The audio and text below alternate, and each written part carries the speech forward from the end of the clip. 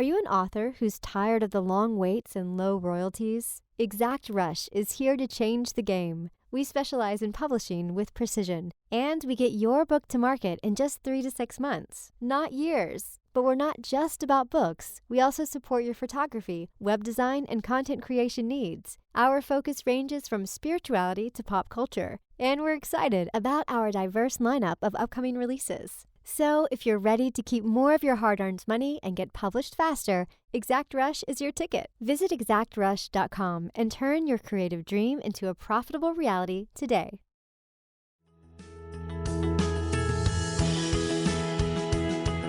Tap into your most original thinking, organize your ideas, and create the opportunities to launch your creative work. Unlocking your world of creativity with bestselling author and brand innovator, Mark Stinson. Well, welcome back, friends, to our podcast, Unlocking Your World of Creativity.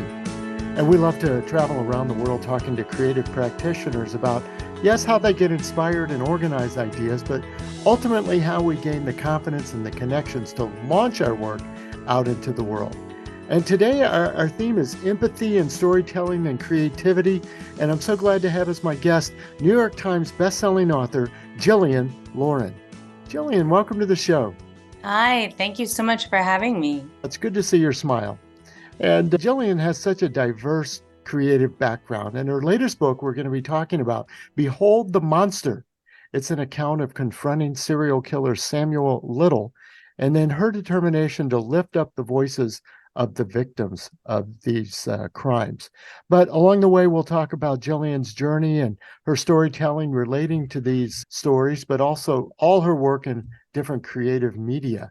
Jillian, as I look down the list of all the creative experiences you have and are working on currently, memoirs, true crime, film scripts, TV pilots, even chasing news stories as a newspaper contributor, what do you see as some threads for you anyway, as you approach the creative process? Are there any commonalities in all of these media? I flow very freely and always have between different mediums, and the process of creative expression for me, it has a core to it of seeking of the journey, the hero's journey per se, or the buddy story, or whatever archetypally you are pursuing. I'll tell you that the reason that I am and have been a little scattered this morning in our conversation is that you've caught me at this incredibly creative moment, which is you caught me at the funnest part. When you said it's good to see your smile, you could have talked to me anytime in the last 4 years. You may have gotten one in an hour. It's been a time of a different sort of gravity in my life, because as serious as the work that I've done in the past, I felt a sort of grave responsibility around this last work, Behold the Monster. The creative process is one of, Jonathan Ames once told me, writers hang out. Some writer told him that. I can't remember what writer told him that. I don't know. In my mind, it was Joyce Carol Oates at Princeton or something when he was driving a cab, but I don't actually think it was. I think I made that up because writers also make things up. But writers hang out, and that always struck me when I found myself saying for the first time in the last couple of years, I hit material that was so hard for me to actually really delve into it on the level that I do, that I had always said, there's no such thing as writer's block. I don't believe in it. And I'm the great Santini.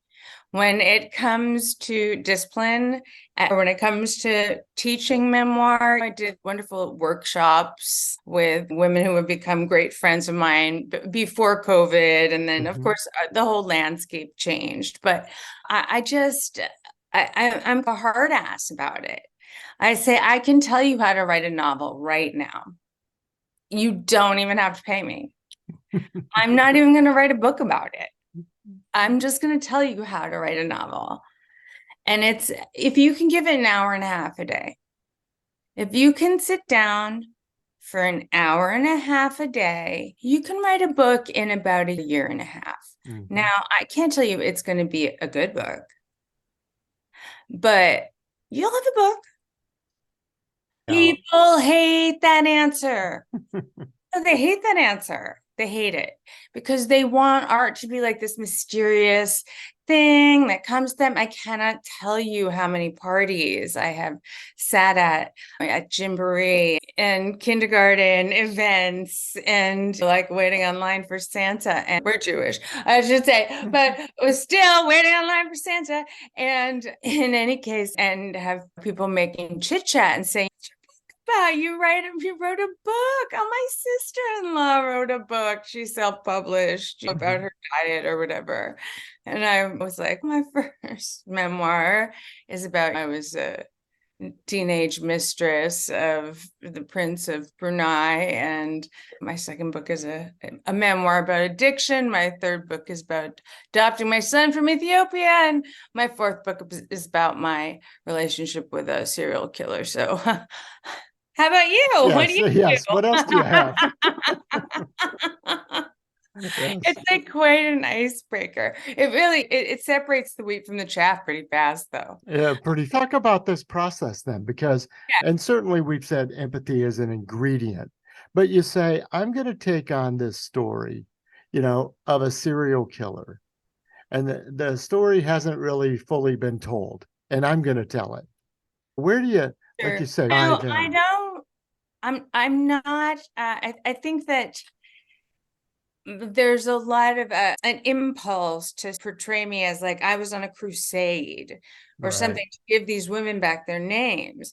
And the fact is that it was far more shallow and opportunistic than that, and also based in curiosity. Mhm. There was a deep curiosity in me, and I thought, I was at an interview with this famous detective that was a hard to score interview about a totally different case. And she happened to tell me about this underreported serial killer that she suspected had killed many more women across the country. And I decided I was going to go in and try and get this guy to talk. Now, empathy to me is something that, as I first considered talking to Samuel Little, who proclaimed his innocence, as far as I knew, was in prison for life for 3 murders, but could have committed as many as who knows, because he cherry-picked his victims for 30 years by the fact that people wouldn't care about them, wouldn't report them missing. They were marginalized, often sex workers, drug addicts, women of color, and in any case. So I was like, okay, I have a sort of a mission and some meaning. I have a sense of opportunism. Here's an underreported story. Maybe I can bring some heat to it. And what I followed first was my curiosity.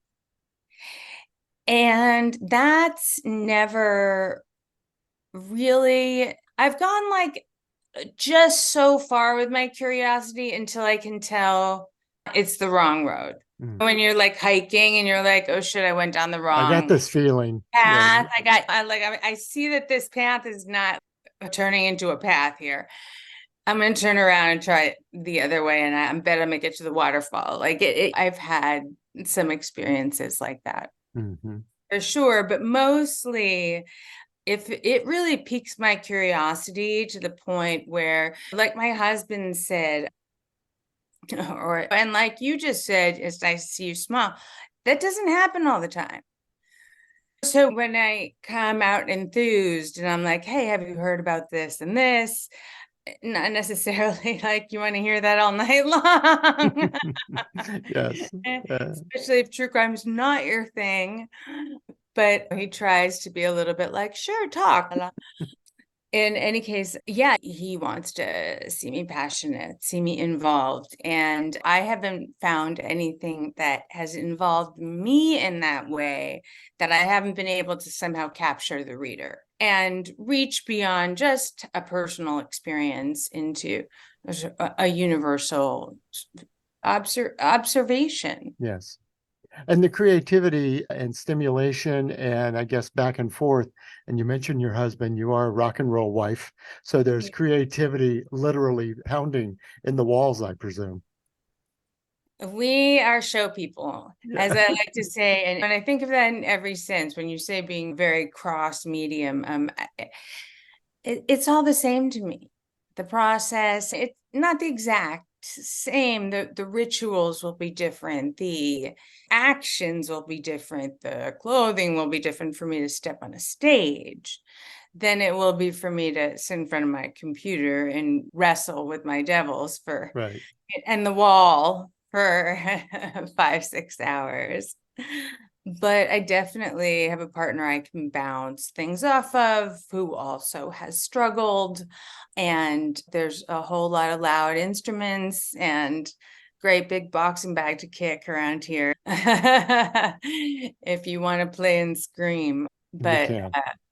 yeah, That's good. And then there's the business side, Jillian. I think about pitching the story, selling the story, get it published, get get some interviews, market the book, go to some signings. How do you balance the pure creativity, what I would call, versus maybe the business side of the creativity? one day at a time. But it comes in cycles. There are natural cycles. I'm usually working on more than one project at a time. So the problems can come when those cycles overlap, when the deadlines start to overlap, and you don't have you're not in that embryonic time of an article where you're running around and grabbing interviews and having ideas and figuring out what you're writing about, and then putting a exclamation point on something else and handing it in. When the things converge, I think that's when a grown ass woman starts to have to pull all-nighters and is trying to stay awake, taking my kids to school, and it's not ideal. The work-life balance is not ideal in those moments. But I also think that, like I was saying before, how many kindergarten parties have I been to where everyone thinks that they've done all the work because they've thought through the story in their head. Mhm. They're like, I've done the hard part, right? I've figured it all out. All I have to do is sit and write it Yes, down. all I have to do, All in I air have to do is quotes. sit and write it down, as if typing is writing, as if I was like, oh, okay. Let me know how that goes when that is so easy. Mhm. And I keep thinking that there's this idea that we have that things are supposed to get easier. Mhm. And I don't know if you know who Phil Stutz is. He wrote a book with Barry Michaels called The Tools, Mm. which is a very trendy kind of psychotherapeutic book, but focuses on the creative process. And they have this. So I'm going to bungle it. It's not. I'm going to bungle it, but, and I can't even remember what it's called. It's called The Reversal of Desire. But what you do is you imagine that all the pain and all the resistance and everything, when you sit down and write and try to write that book that's been in your head all this time, that day that it's so easy, that day you've been waiting for, that it's perfect. You have your coffee and the sweater you always pictured from anthropology, and you have your little, I'm here with my microphone that doesn't work. I'm a professional.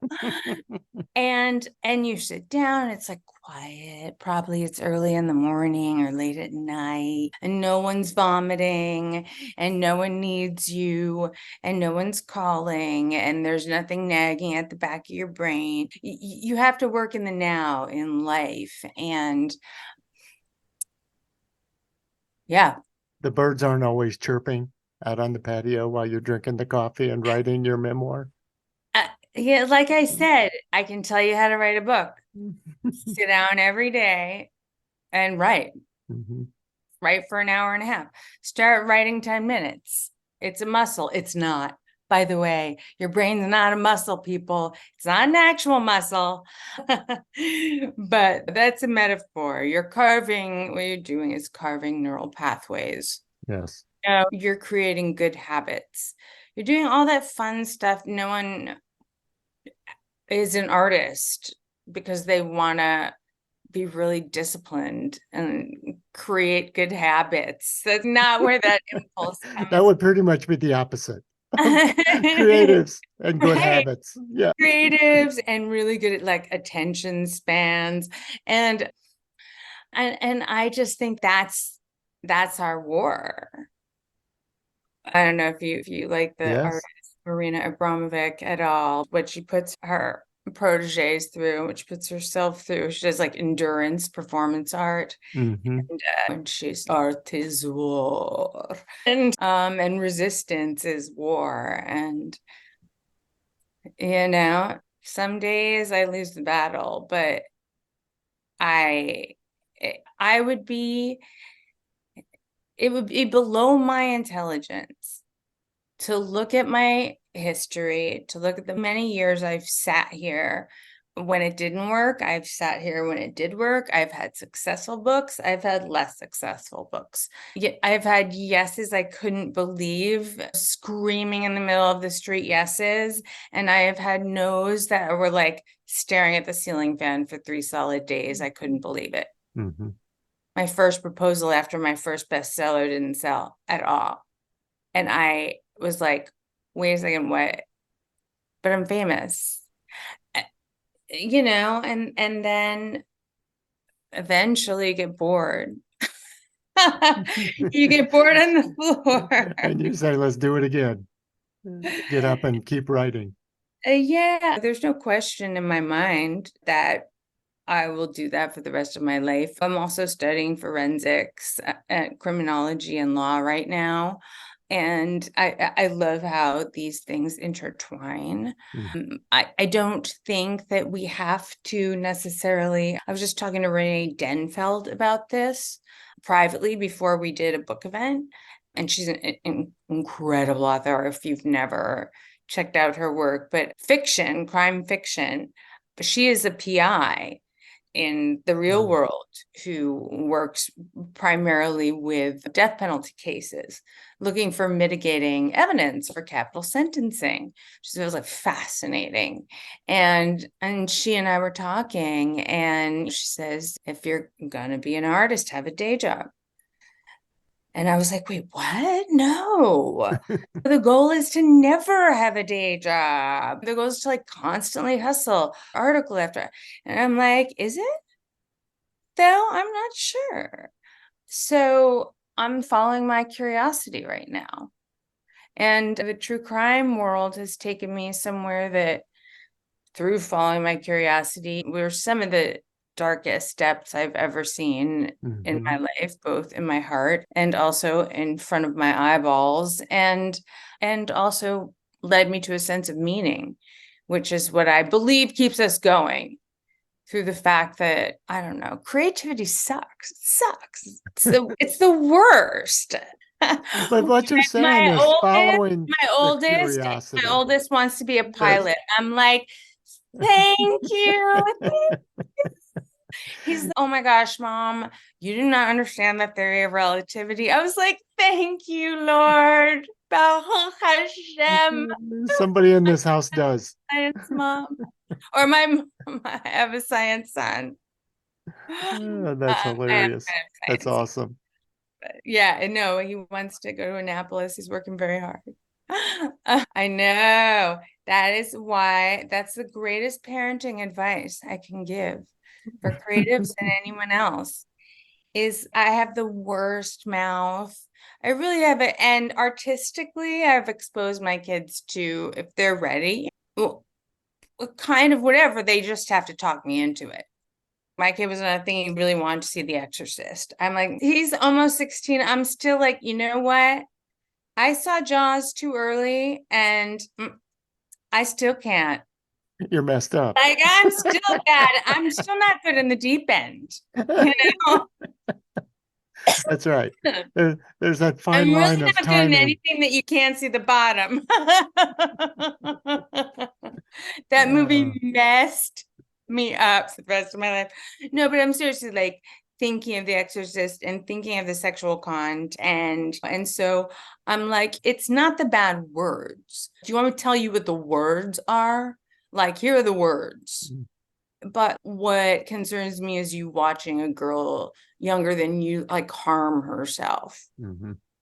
And act in sexual ways that shocked the world at the time, and put it into perspective of feminism for him. And he was like, here you go. There's another good parenting tip. So many good tips. Let me give you a feminism lecture about The Exorcist. Never mind. But yeah, just swear up and down all day long. Go talk to serial killers. Go and have sex with princes when you're 18 and be sex trafficked. And don't do that. Actually, really don't do that. Don't do that. But I will say that both my kids are straight as Straight as arrows. I love that. My little one swears like sometimes, but it's just to mess with me. Mm-hmm. Just so he can go, you said that when blah, blah, blah, blah, blah, blah. But yeah, my older one's like, language. I'm like halfway across the house. Well, these breadcrumbs of curiosity, though, must also, from a creative standpoint, we've been talking about selling the story and so forth. But it's, hey, what if this were a movie? What if this were a film? What if this were an episodic TV show? Do those kind of ideas help you with the platform? We wrote the book, but I wonder what else it could be.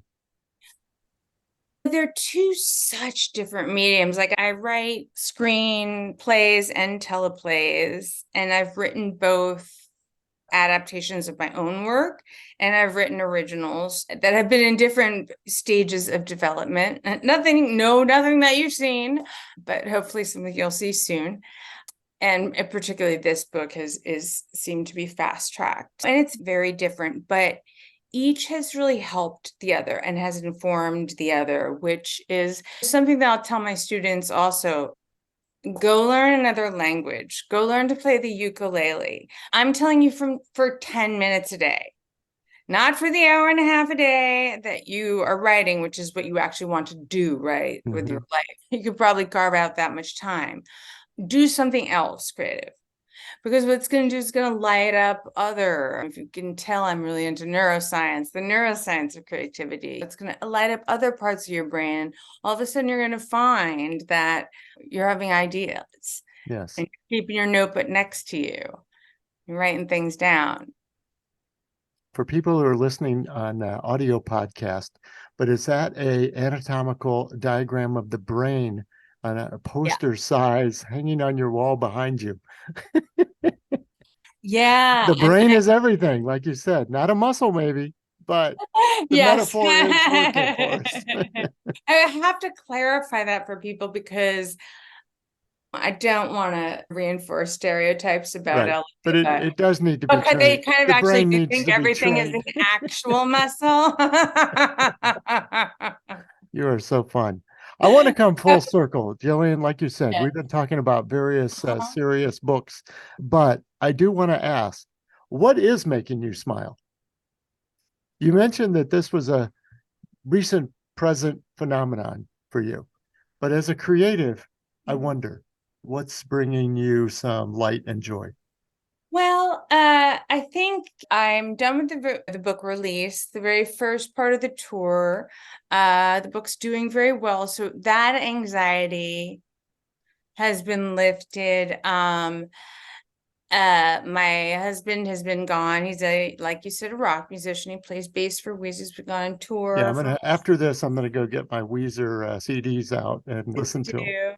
We'd love to hear that. And he's been gone for months. He's back, so that's great. And I love the fall. It just seems to be a good creative time for me, even though it's 100 degrees here in Los Angeles. And I'm looking toward the next steps and the next thing now. As much as I'm still working on the little cases, I'm still talking about the story. I have a paperback coming out in April. I also have there was an entire documentary made about me, not by me, by Joe Berlinger, who recently did Epstein, Madoff, Dahmer, Bundy, Netflix, and you can actually stream mine elsewhere, not Netflix, but it's called Confronting a Serial Killer. So that was being made about me while I was working on the book, because I did a fair bunch of detective work that was unusual for a journalist, and went all over the country and had very productive relationships with a lot of law enforcement. Mm-hmm. And there's a podcast with me and Michael Connolly, because I poached his detectives. The detective who was based on, or who the character Harry Bosch was based on, is a man named Rick Jackson. He's a retired LAPD detective. And Renee Ballard, who is Connolly's newest character, is based on Detective Mitzi Roberts. And both of them feature heavily in the book. Michael was also a mentor to me throughout the process. Yeah, there's a lot of good stuff there. What a great conversation, Jillian. I'm sorry that we have to wrap it up now, because I think we could just keep this coffee clatch going for the rest of the afternoon. But it's been such a pleasure talking with you and getting to know you. Sometimes these interviews, as listeners will know, are here's my 7 questions, and I've just gone down the list. This has been a roller coaster ride of fun and intrigue, and also creative inspiration. So I really appreciate it. Thank you so much. Yes. And all the And best with your please check out my website, JillianLauren.com. I am Jillian Lauren Author at TikTok, which is a new channel I have focused on missing persons. Please check it out. And my Instagram at Jillian Lauren. Fantastic. We're going to have all those channels in the show notes and links so people and the other creative resources you shared with us earlier. I'll put those links in there too. So my guest has been Jillian Lauren. Her latest book is called Behold the Monster, but she has lots of other, like Some Girls, My Life in a Harem. We've talked about that a little bit today, and lots of other work coming, and a great podcast with Michael Connolly. Come back again next time, everyone. We're going to continue these creative conversations with practitioners everywhere. We've stopped off in LA today, but we've got creative journeys around the world to talk to more practitioners about how we get inspired with ideas and organize them. But ultimately, we've got to gain the confidence and the connections to launch our work out into the world. And that's what we're all about. So join us again next time. I'm Mark Stinson, and we'll continue to unlock your world of creativity. Unlocking your world of creativity with bestselling author and brand innovator, Mark Stinson. This program was produced by BSB Media, creators of IntelliKey Leadership Stories, Unlocking Your World of Creativity, and thepeaceroom.love.